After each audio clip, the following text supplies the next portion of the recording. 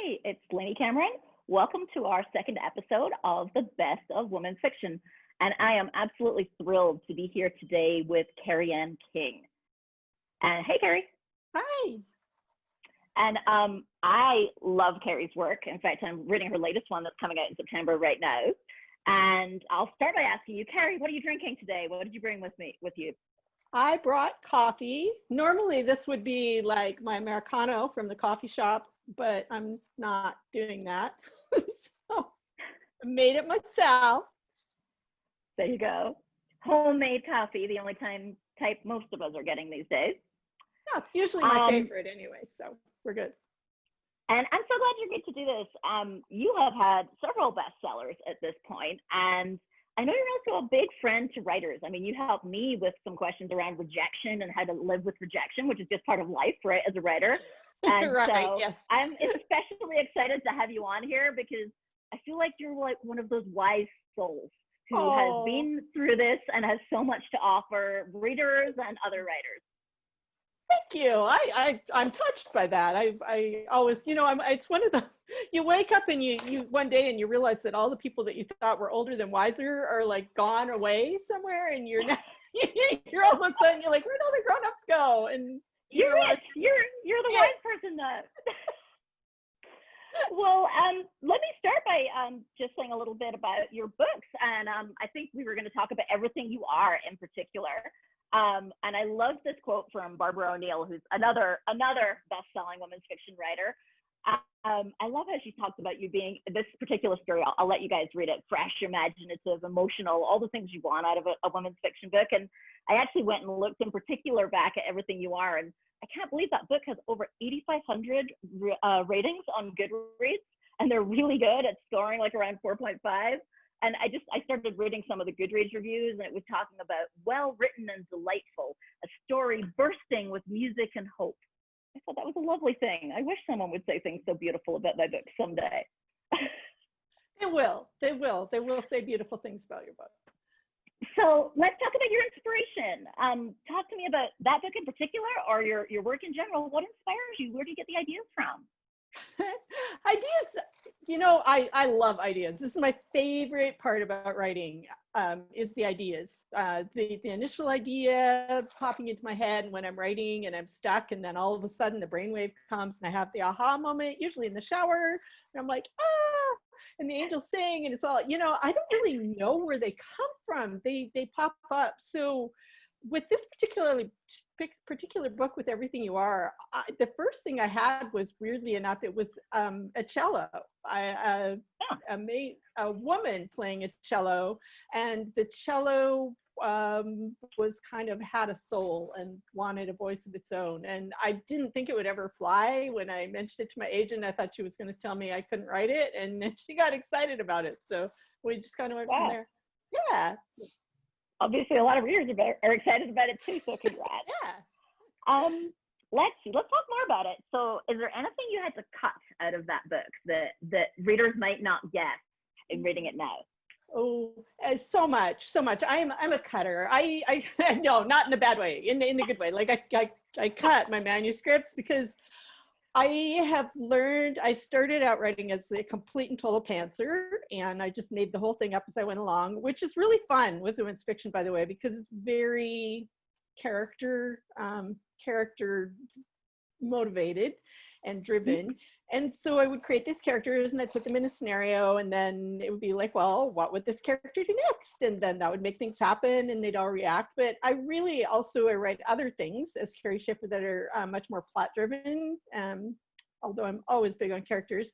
And so I've been working really hard to combine those things, but I still always end up throwing away so much by the time I get to the end of a book. And this one really had several different iterations that changed dramatically. It began with one of the characters, Fee, was very secondary character originally, and she kind of took over and became one of the main characters in the final edits that I did during developmental edits during the month of December, mind you, that happened. And really the first draft that I wrote began with my very troubled teenage girl was the main character when I first started writing. So that was pretty major shift. And the next question is actually from a reader here, or rather someone who watched your show on Instagram and is a bookstagrammer and a reader. And Rachel was interested, she's got a great bookstagram. Rachel was interested in what you've been reading recently. What have you enjoyed recently? Oh my gosh, I have been reading so much. It's like since our state did the home lock, it's not really a lockdown. We're shelter in place, but call it whatever you want.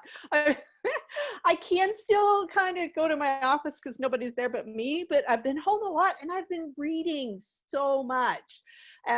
So things that I've read and really enjoyed, I reread recently because this was a comfort read and I love this book. So my friend Maddie Dawson wrote a book called Matchmaking for Beginners, which features this very wise, very funny, kind of magical character that I just absolutely adore named Blix.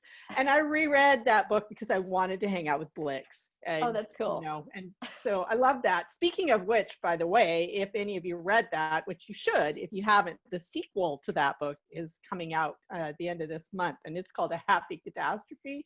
Also awesome. I read My Kind of People by Lisa Duffy. I really enjoyed that. She's actually going to be on my show, Tell Me Your Secrets, this afternoon, and I read it because she's going to be on my show, but I adored it. And I'm rereading The Lord of the Rings. I'm a fantasy girl, and I find it comforting, weirdly enough. I was talking about this with Loretta Nyhan the other day, that to read fantasy, because these characters are in this terrible, terrible situation and they have to be so brave and everything's so dark.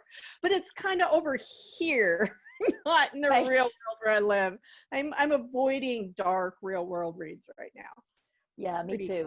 I'm all uplifting reads. Like I've had a couple of people have recommended that are really dark, and I'm like, I want to read that, but not right now. Yeah. No.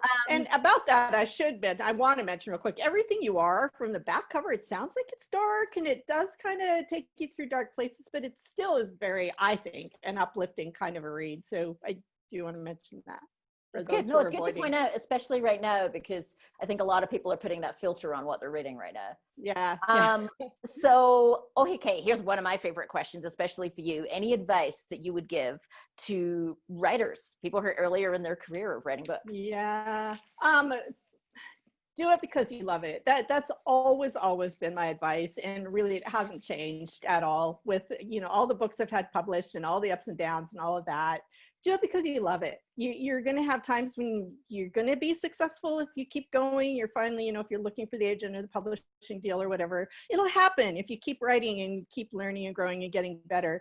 But there's still going to be the other times, and it's never, you don't do this because you want to make a whole bunch of money or get really famous. You have to do it because you love to write, and that will make your stories better. It'll keep you motivated and keep you writing and just make it all worth it and fun. Life's too short, as I think we all know, are really aware of right now, to do something that you don't find rewarding. My philosophy. And you can tell that your books are written from a place of you love doing this. They're so Absolutely. enjoyable. Okay, before I tell people where to find you, anything else that we didn't talk about that you wanted to make sure you said today?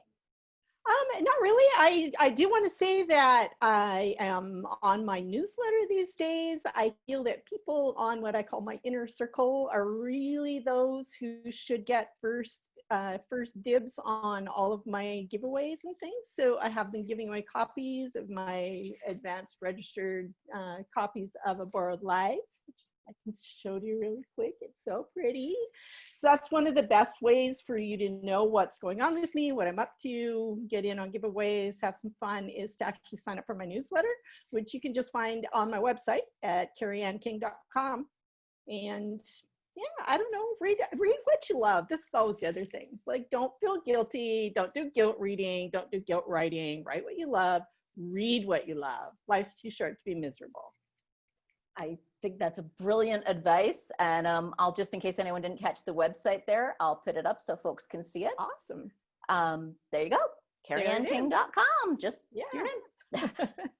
Awesome. Well, thank you so much for joining us today. This has been fun. And I hope that I get to see you in real life again sometime soon at a retreat or something. So soon. I hope so too.